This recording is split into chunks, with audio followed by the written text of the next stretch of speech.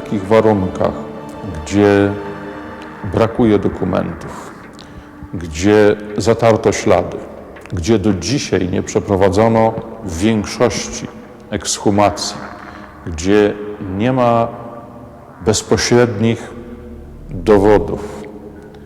Takim dowodem stają się świadectwa ocalałych. Że już trzeba uciekać. Stoi niemiecki żołnierz. Wobec tego na rogu, tak za winkla oglądam, stoi żołnierz, taki posągowy żołnierz. Nasz sąsiad z drugiej strony domu wybiega do tego i rozmawia, a ten wyjmuje i zastrzelił go na moich oczach. Zastrzelił tego. Aha, to znaczy, że to nie są Niemcy.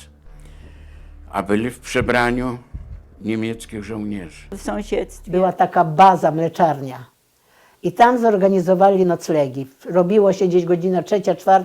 Wszystkie matki z dziećmi szły tam do tej bazy spać, a nasi ojcowie na koniach patrolowali okolice. I tam nas pilnowali kozacy. Nie wiem dlaczego kozacy. Nie Niemcy. Niemcy też już byli w tym czasie w Małęsku, ale nas w tej bazie pilnowali kozacy. No i tam do tej bazy żeśmy chodzili do momentu, kiedy zaczęli organizować transporty na wyjazd do Niemiec. No i mój ojciec i mój wujek i jego rodzina zapisaliśmy się na wyjazd do Niemiec i transport był dosyć duży. To był pierwszy transport, który jechał z rodzinami do Niemiec. To był pierwszy i ostatni transport. Więcej Niemcy już nie brali rodzin, tylko brali samotnych ludzi do pracy. Dorosłych, samotnych ludzi do pracy. Pamiętam, jak myśmy wyjeżdżali do Niemiec, mieliśmy piękne konie. jechali pociągiem, a Ukraińcy wiedzieli, że my będziemy jechać tym pociągiem i zaczęli do nas strzelać, ale Niemcy nas prowadzili, także oni zobaczyli, że są Niemcy i przestali. Także nie wiem, co by się stało w czasie podróży, gdyby Niemcy nas nie osłaniali. To nie wiem, jak by się stało.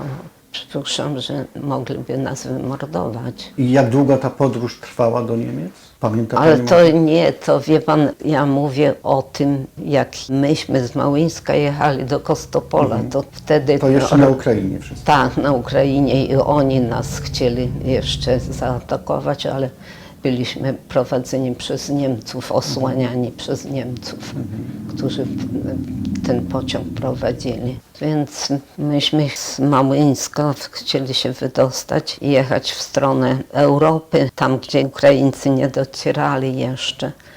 No więc jechaliśmy pociągiem do Kostopola, a stamtąd do Równego jechaliśmy, no i potem już przyjechaliśmy do Niemiec. Nas zawieźli do takiego obozu, gdzie potrzebowano ludzi do pracy i tam zostali moi rodzice w tym obozie i tam pracowali głównie Ukraińcy, ale pracowali też i Polacy.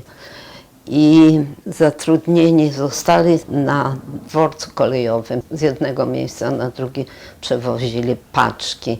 A pani No i- też w jakimś obozie? Czy Tak, domu tam prywatnym samo mieszkali? mieszkałam, w tym samym obozie. Jak Niemcy traktowali więźniów, oprócz tego, że zmuszali was do pracy? Ludzie tam mieszkali i rano ich budzili i szli do roboty, dostawali nędzne za to jakieś wynagrodzenie i to tak było. Po prostu Niemcy przyjmowali do roboty ludzi, ale też były takie miejsca, gdzie ludzie Byli Niemcy w Kowlu, też jak przyszedł do ojca, czy spotkał, nawet we Wielowsi, jak żeśmy mieszkali, a przychodzili bić olej, bo przywozili całe bo to przecież kradli od ludzi, zabierali.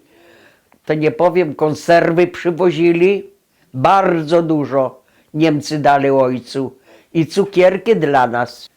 Byli uczciwi niektórzy. 6-7 kilometrów, a Cumań to była węzlowa stacja, takie tam dużo tych linii kolejowych przechodziło i tam byli Niemcy. No więc wie pan, no gdzie uciekamy? Do Niemców uciekamy, od jednego wroga do drugiego uciekamy do Niemców. Więc ci ludzie poszli na drogę, znaczy na ten i